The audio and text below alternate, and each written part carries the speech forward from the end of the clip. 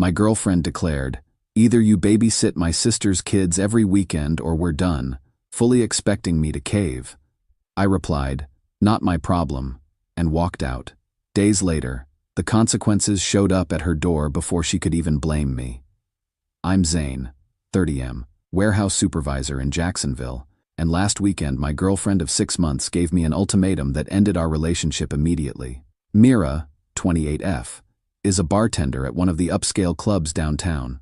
Makes decent money, works mostly weekend nights, which worked well with my schedule since I'm off weekends. We seemed compatible, both work hard during the week, like to relax on our days off. The problem is her sister Elowen, 25F, who has 3 kids under 8 and apparently views me as free weekend childcare. The kids are Caden, 7, Bryn, 5, and Tessa, 3. I'm not exaggerating when I say they're completely out of control. Caden has violent outbursts where he throws things and hits people. Bryn destroys everything she touches and seems to enjoy making messes. Tessa screams constantly, not crying, just ear-piercing screams for attention. Elowen is single, works part-time retail, and spends every weekend at clubs with Mira. Her idea of parenting is putting on cartoons and hoping for the best. The kids have no routine, no boundaries, no consequences for behavior. For the past 2 months, Mira's been pressuring me to watch them every Saturday night so the sisters can go out together. Started small. Just this once, Elowen needs a break, but quickly became expected. "We can't go out if someone doesn't watch the kids," Mira would say. "You're just sitting at home anyway." That last part always got to me. Yeah, I'm sitting at home. It's called resting after working 50 hours in a warehouse. Saturday night is when I decompress, watch sports, work on my truck, maybe have a beer with my neighbor Adler. My weekend isn't empty time waiting to be filled with other people's responsibilities. But I tried to be helpful. Watched the kids maybe 6 times over 2 months. Every single time was a nightmare. Caden threw a hammer at my TV during one tantrum. Bryn dumped an entire bag of flour on my kitchen floor to make snow. Tessa screamed for 3 straight hours because I wouldn't let her eat ice cream for dinner. After the hammer incident, I told Mira I couldn't keep doing this. "They're just kids," she said. "They need patience and understanding." "They need parents and boundaries," I replied. "I'm not their dad, and I'm not a free babysitter." "So you're saying you won't help my family?" "I'm saying your sister needs to find actual childcare if she wants to go out every weekend." That conversation happened 3 weeks ago. Since then, Mira's been increasingly pushy about me stepping up. Last Saturday, she straight up told me I was expected to watch them because she'd already made club plans. "I can't just cancel," she said. "I promised Elowen we'd go to this new place in town. Then find a babysitter. You are the babysitter. You're my boyfriend.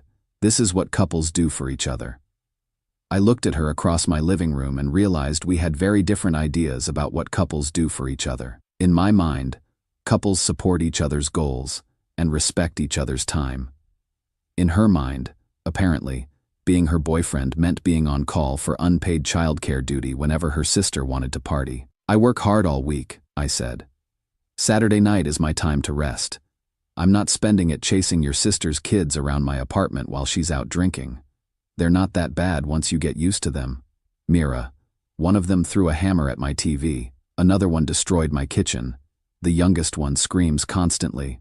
They're completely out of control because nobody parents them." "You're being dramatic." "I'm being honest." That's when she escalated to the ultimatum. "Look, Elowen needs our support right now. Being a single mom is hard, and we're the only family she has. Either you step up and help out, or maybe we're not as compatible as I thought."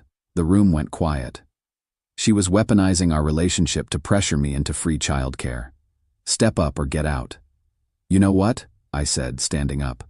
"We're not compatible. Good luck finding someone else to exploit." "Exploit? I'm asking you to help my family. You're demanding I sacrifice my weekend so your sister can party without consequences. That's not helping family. That's enabling irresponsibility." I grabbed my keys and walked toward the door. "Where are you going?" she asked. "Home. To enjoy a peaceful Saturday night without dealing with someone else's poorly parented children. Don't you dare walk out on me. You gave me 2 options. I chose option 2. I left her standing in her apartment and drove home feeling lighter than I had in weeks. Spent the evening working on my truck in the garage, had a beer with Adler, went to bed early. Best Saturday night I'd had in months. Sunday morning, my phone was full of angry texts from Mira about how selfish and unsupportive I was. Apparently their night out got canceled because they couldn't find anyone willing to watch 3 uncontrolled kids on 6 hours' notice. I deleted the texts and went fishing. The thing is, I don't feel guilty about this. I work hard for my money and my time. Weekends are when I recharge so I can perform well at work during the week. Using that time to enable someone else's irresponsible lifestyle choices isn't helping anyone. It's just teaching them that their poor decisions don't have consequences. Maybe I'm wrong, but I think saying no to unreasonable demands is a basic adult skill. And expecting your boyfriend to be free weekend childcare for kids that aren't his seems pretty unreasonable to me. Edit. For those asking about the kid's father situation, different fathers for all 3, none involved. Which makes Alawan's weekend party priorities even more frustrating. Edit 2. Someone asked if I tried talking to Alawan directly about the behavior issues. I mentioned it once and got a lecture about how kids will be kids, and I don't understand parenting. Clearly. Update 1. The sisters discovered pretty quickly what childcare actually costs when you can't guilt-trip someone into doing it for free. My buddy Stellan works as an electrician and lives in the same complex as Mira. He's been keeping me updated on the situation because apparently it's been quite a show. First weekend after I walked out, they tried posting on Facebook looking for a babysitter. Got maybe 3 responses, all wanting $15–20 an hour. For 3 kids under 8 with behavioral issues, that's $60–80 for a night out. Suddenly their club budget didn't look so generous. They found someone willing to do it for $40 total. Lasted 2 hours before she called Mira demanding to be picked up immediately. Caden had another violent episode and threw a toy at the sitter's head. She left without getting paid and told them not to contact her again. Week 2. They tried a professional babysitting service. $25 an hour minimum for 3 kids. $200 for the night. Mira had to cover most of it since Alawan makes maybe $300 a week at her retail job. They went out for exactly 2 hours. Spent more on childcare than they did on drinks. The sitter left detailed notes about the children's behavior that apparently weren't flattering. Professional language about challenging behaviors, and need for consistent boundaries. She politely declined future bookings with their family. By week 3, they'd burned through every affordable childcare option in their network. Friends stopped answering when they saw Mira's number calling on Saturday afternoons. Family members started having convenient prior commitments every weekend. Last Saturday, Stellan watched them both get dressed up for a night out, then sit on Mira's porch making phone calls for 3 hours trying to find someone, anyone, willing to watch the kids. They ended up staying home and ordering pizza. It was like watching reality hit them with a brick, Stellan told me. Suddenly they understand why you didn't want to do it every weekend. But instead of accepting that maybe asking someone to sacrifice their weekend every week was unreasonable, they're apparently bitter that I abandoned them in their time of need. Mira texted me Wednesday asking if we could be friends, and maybe I could help out occasionally with the kids. Translation: she wants to keep me as backup childcare without the relationship obligations. I didn't respond. The funny part is that my life has dramatically improved since walking away from that situation. My weekends are peaceful again. I finished rebuilding my truck engine, started a woodworking project I'd been putting off, and my stress levels dropped significantly. Turns out constantly dealing with other people's chaos is exhausting, even when you think you're just being helpful. Now I remember what my free time is supposed to feel like. Work has been better too. I was getting promoted to department manager next month anyway, but my supervisor mentioned that I've seemed more focused lately. Hard to focus on work when your weekends are spent managing someone else's family crisis. The whole experience taught me something important about boundaries. When someone pressures you to sacrifice your time for their convenience, they're not asking for help. They're testing whether you'll let them take advantage of you. I'm glad I failed that test.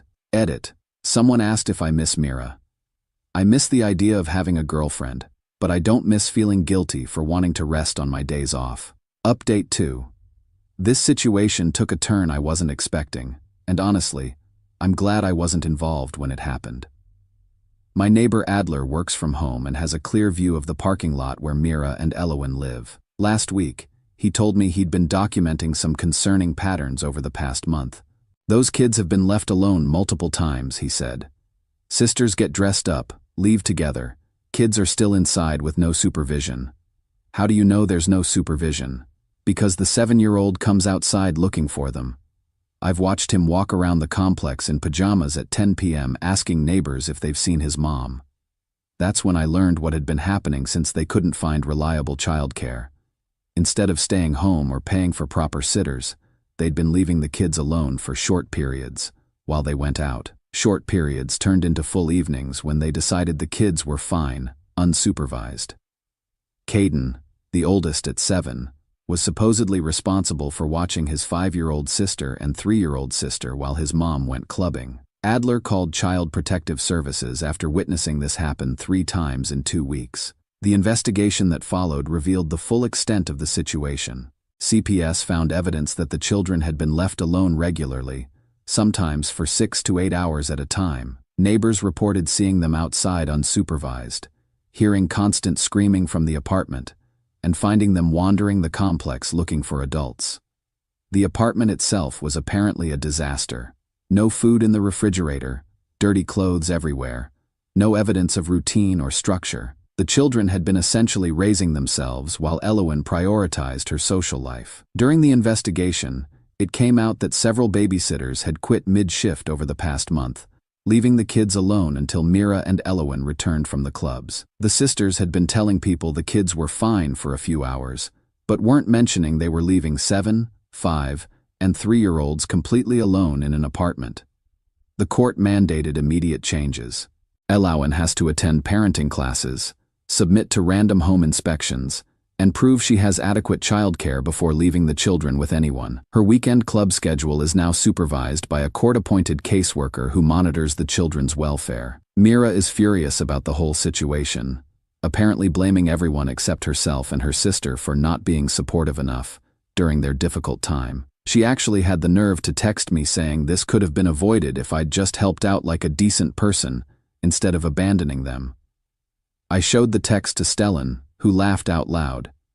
She thinks this happened because you wouldn't babysit, he said. Not because they were leaving little kids alone so they could go drinking. Apparently I'm responsible for their choices somehow.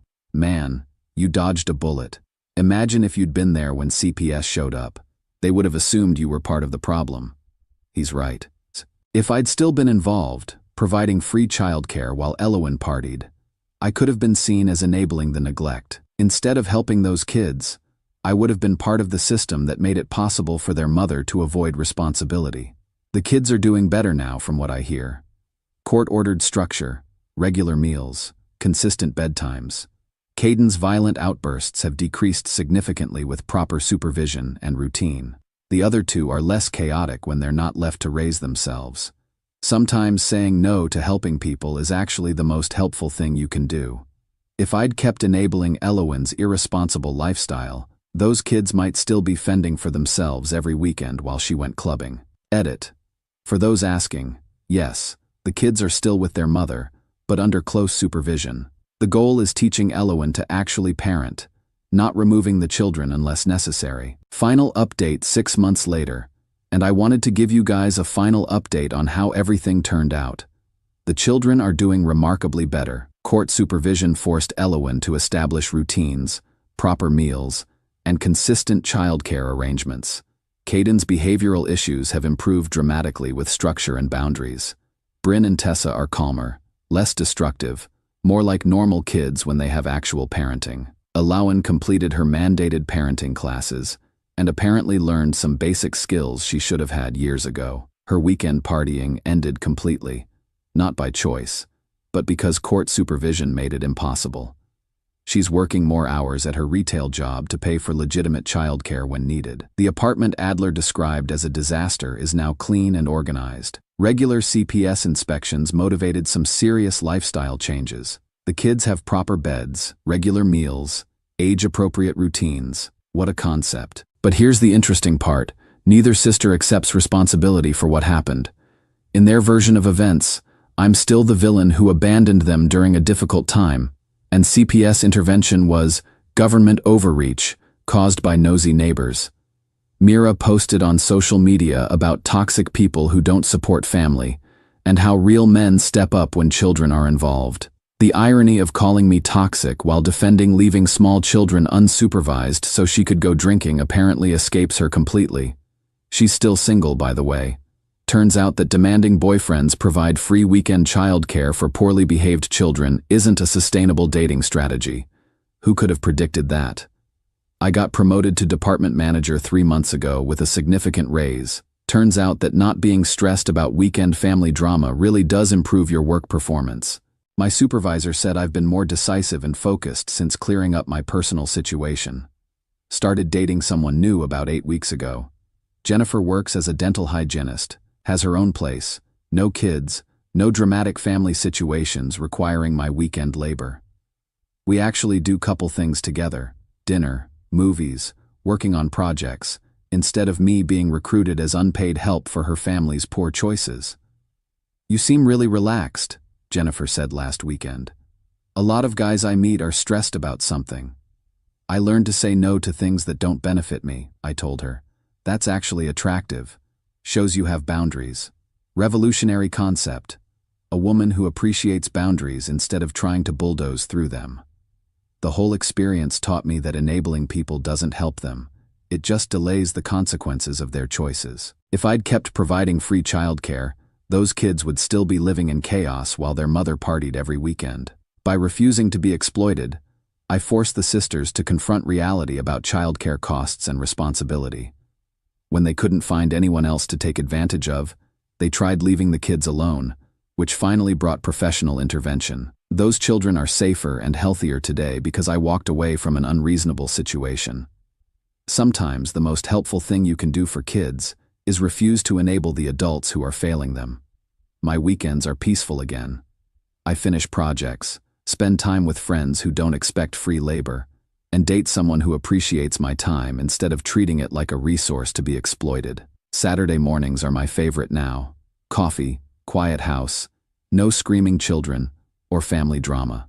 I earned that peace through 50 hours of warehouse work, and I'm not giving it up to subsidize someone else's party lifestyle. Mira can keep looking for someone willing to be her sister's free weekend babysitter. I'll be over here enjoying the life I actually worked for. Edit. For anyone dealing with family pressure to provide free childcare, your time has value. People who respect you will respect your boundaries. People who don't respect your boundaries don't respect you. Edit 2. Someone asked if I feel bad about the kids going through CPS intervention. I feel bad that it was necessary, but not that it happened. They're safer now than they were when being left alone so their mom could party.